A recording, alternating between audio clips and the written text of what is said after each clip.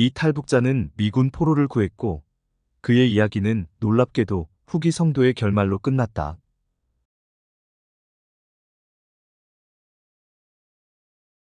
김재필은 한국전쟁 당시 추락한 미군 조종사의 생명을 구한 공로를 인정받아 상을 받았다. 셔터스톡 스티븐 콜리스 제공. 20년 전, 저는 대학 도서관 지하에서 2차 세계대전과 한국전쟁 참전 용사 워드 밀러가 쓴 절판된 회고록을 발견했습니다. 이 책에 담긴 믿음, 인내, 용서, 고결한 신념, 뜻밖의 우정은 제 영혼에 큰 감동을 주었습니다. 지하실에 앉아서도 언젠가는 이 이야기를 새로운 세대를 위해 생생하게 전달해야겠다고 다짐했습니다. 올해 초에 저는 그 약속을 지켰고 제 책적과 함께 기도하기가 출간되었습니다. 밀러의 실화는 놀랍습니다. 제가 지금 이 글을 쓰는 것만큼 놀랍지는 않겠지만 한국전쟁 당시 미국 전투기 조종사였던 밀러는 북한의 적진에 추락했습니다. 그는 탈출하는 과정에서 양쪽 발목이 부러졌고 공산군에게 붙잡혀 신문을 받았습니다. 몇 달간의 고통 끝에 밀러는 마침내 감옥을 탈출할 수 있었습니다. 그는 절뚝거리며 기어서 북한 시골을 가로질렀지만 자유로 가는 길은 보이지 않았습니다. 결국 밀러를 즉결 처형하라는 명령을 받은 인민군인이 불구가 된 밀러를 다시 붙잡았습니다. 워드 밀러는 탈출 후 첫 식사를 즐긴다. 스티븐 콜리스 제공. 다른 공산주의 군인이라면 그 사살 명령을 수행했을 것입니다. 하지만 이 특별한 북한군에게는 비밀이 있었습니다. 김재필은 자신처럼 새로운 공산주의 정부 외에 다른 종교나 이념에 헌신하는 사람은 누구든 파괴하기로 결심한 정권의 군대에 강제 입대한 독실한 기독교인이었습니다.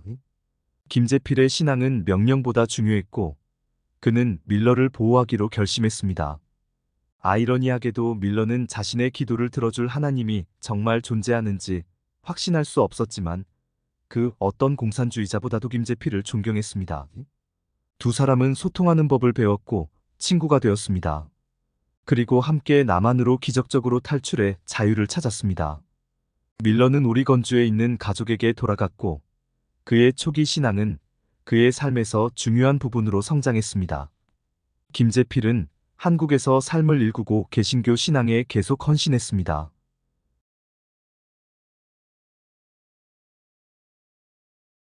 왼쪽 워드, 바바라, 에이드리언 밀러가 한국에서 돌아온 직후 오른쪽 김재필과 그의 아내, 그리고 아기, 스티븐 콜리스 제공. 이것이 제가 말하고자 했던 실화입니다. 후기 성도인 저는 이 두 사람이 불가능해 보이는 역경을 극복하고 그 과정에서 신앙을 키우고 성장시킨 이야기에 매료되었습니다. 책을 출판하기 위한 자료를 찾기 시작하면서 김재필과 워드 밀러 두 분 모두 노환으로 세상을 떠났다는 사실을 알게 되었습니다. 하지만 여러 인맥을 통해 두 분의 가족들과 이야기를 나누며 끔찍한 탈출의 마지막까지 두 분이 겪은 일에 대해 자세히 알 수 있었습니다. 이야기가 끝난 후 그들의 삶에 대해 많은 조사를 하지는 않았지만 그들에게 무슨 일이 일어났는지 대략적으로 파악하고 독자들에게 마땅한 결말을 선사할 수 있을 만큼만 조사했습니다. 책을 출간하면 어떤 보물이 나올지 전혀 예상하지 못했죠. 책이 출간된 주에 저는 텍사스 오스틴에 있는 집에서 솔트레이크 시티에 도착했습니다. 지역 아침 텔레비전 쇼에서 적과 함께 기도하기에 대한 인터뷰로 하루를 시작했습니다. TV 앵커와 조명, 카메라가 저를 쳐다보는 가운데 앉았을 때 저는 시청하는 사람이 거의 없을 거라고 생각했습니다. 평일 오전이었으니까요. 방송 시간은 몇 분밖에 되지 않았지만 이야기의 개요를 설명하고 그날 밤에 있을 책 사인회에 대해 청중에게 설명하기에는 충분한 시간이었습니다.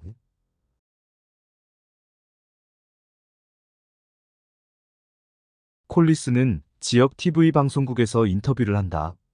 스티븐 콜리스 제공. 인터뷰가 끝나자마자 저는 BYU에서 열리는 학술 컨퍼런스를 위해 프로보로 달려갔습니다. 회의, 연설, 강연, 네트워킹이 폭발적으로 이어졌습니다.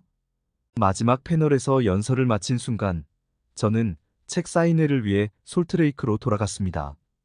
그때쯤이면 TV 인터뷰는 제 머릿속에서 거의 사라져버렸습니다.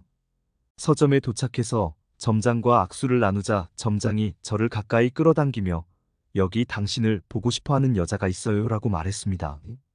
무슨 일로요? 제가 물었습니다. 할 말이 있대요. 저는 매니저의 어깨 너머로 그 여성을 흘끗 쳐다보았습니다. 60대로 보이는 그녀는 따뜻하고 인내심 있는 반쯤 미소를 지으며 기분 좋아 보였습니다. 평생 처음 보는 얼굴이었습니다. 헌법학 교수이기도 한 저로서는 낯선 사람이 말을 걸면 약간 긴장할 수 있었습니다. 하지만 저는 미소를 지으며 그녀에게 고개를 끄덕이고 빨리 자리를 잡고 나서 얘기할 수 있을까요? 라고 말했습니다. 그녀는 고개를 끄덕였습니다. 몇 분 후 마침내 자리에 앉아서 여성에게 손을 흔들며 늦어서 미안하다고 사과했습니다. 괜찮아요. 그녀가 말했습니다. 그 다음에 저는 깜짝 놀랐습니다. 그녀의 이름은 신디 포브스 휘퍼먼이었습니다. 그날 아침 남편이 새벽 뉴스를 본 후 텔레비전을 켜놓은 것을 보고 그녀는 TV를 끄려고 했습니다. 그녀가 한 번도 본 적이 없는 방송국과 쇼가 나오고 있었죠. 전원을 끄기 직전 한 가지 생각이 그녀를 덮쳤습니다. 그냥 켜두면 뭔가 배울 수 있을 거야. 그래서 그녀는 리모컨을 내려놓고 아침 집안일을 몇 가지 했습니다.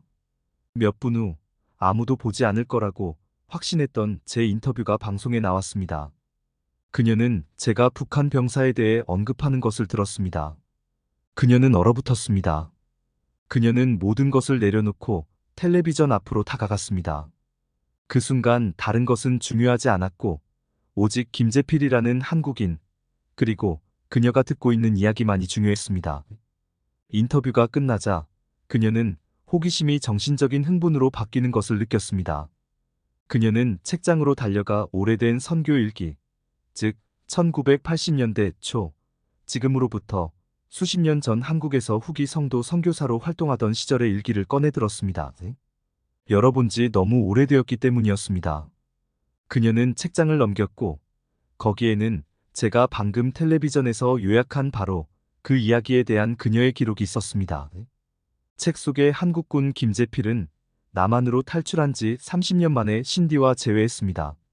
신디는 김재필을 만나 그의 이야기를 들었을 때 너무 감동적이어서 글로 써야겠다고 생각했습니다. 그리고 그녀는 제가 알고 있던 것보다 훨씬 더 많은 그의 후기 삶에 대해 자세히 기록했습니다. 워드 밀러와 함께 기적처럼 남쪽으로 탈출한 김 씨는 미국인들로부터 좋은 대우를 받았습니다. 하지만 그의 동료인 한국군은 그가 간첩이라고 확신했습니다. 그들은 그를 유엔이 운영하는 거제도 포로 수용소로 보냈습니다. 불행히도 유엔은 시설을 제대로 통제하지 못했기 때문에 수용소는 본질적으로 한국인들에 의해 운영되었습니다.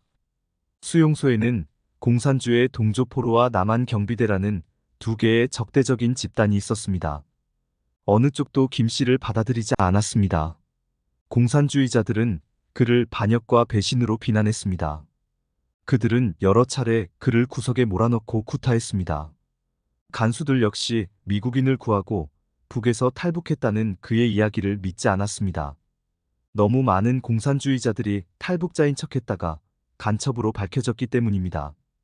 그들은 그를 구타하기도 했습니다. 그는 몇 달 동안 이를 견뎌냈습니다. 워드 밀러를 구한 공로로 미군으로부터 상과 포상금을 받고 석방된 지 한참 후 김 씨는 팔과 허리, 발목에 난 상처와 통증을 느꼈습니다. 그는 그들이 자신을 완전히 떠나지 않을 것이라고 생각했습니다. 무엇보다도 그는 여전히 북쪽에 갇혀있는 부모님과 여동생과 헤어져야 하는 아픔을 견뎌냈습니다. 그는 다시는 그들을 보지 못했습니다. 집안의 장남으로서 부모님이 늙어가는 것을 돌보는 것은 그의 전통적인 의무였습니다. 하지만 전쟁은 그것을 불가능하게 만들었습니다. 여러 면에서 그는 자신이 부모님을 실망시켰다고 느꼈습니다. 가족과의 이별은 북한의 침략 이후 수많은 한국인들이 겪은 비극적인 이야기였습니다. 하지만 수십 년이 지난 후 김 씨는 슬픔의 끝을 찾게 됩니다. 어느 날 번화한 남한의 거리에서 그는 예수 그리스도 후기 성도 교회 선교사들을 만났습니다. 그는 교회에 대해 들어본 적이 없었지만 열심히 이야기를 들었습니다. 선교사들은 그에게 영적이고 독특한 것들, 이전에 알지 못했던 사건들에 대해 가르쳐 주었습니다. 마침내 그들은 성전에 관한 교리와 현세에서 헤어져도 가족이 영원히 함께 임봉될 수 있다는 개념에 도달했습니다. 그는 믿을 수 없었습니다. 그는 나중에 그 순간 성신이 이전에는 느껴본 적 없는 방식으로 자신의 영혼을 씻어주셨다고 말하곤 했습니다. 그는 자신이 방금 배운 것이 심오한 진리라는 것을 알았습니다. 그는 궁극적으로 가족과 재회할 수 있는 길을 찾았다는 것을 알았습니다. 신디 포브스 휘퍼만 자매가 한국에서 그를 만났을 때 김 씨는 이미 침례를 받은 뒤였습니다.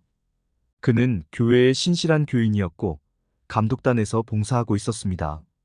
그의 자녀들은 복음을 배우고 있었습니다. 그는 겸손했습니다. 그는 기꺼이 자신의 이야기를 나누고 선교사들에게 다른 포로들에게 칼에 찔려 다리에 생긴 오래된 흉터를 보여주었습니다. 한마디로 그는 신디가 결코 잊지 못할 사람이었습니다.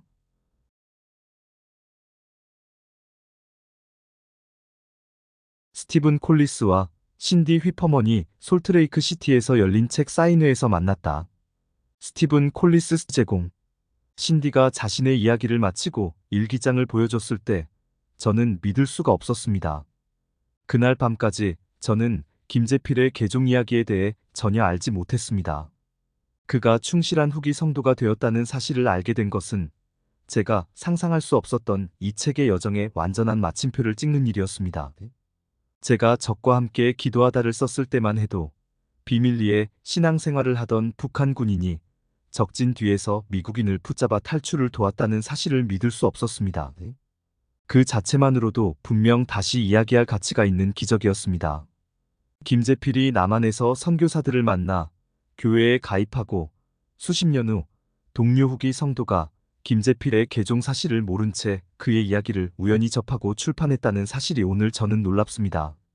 신디가 김재필을 만나고 신디가 한 번도 보지 않던 TV 프로그램에서 우연히 제 3분짜리 아침 인터뷰를 보게 되었다는 사실에 저는 놀라움을 금치 못합니다.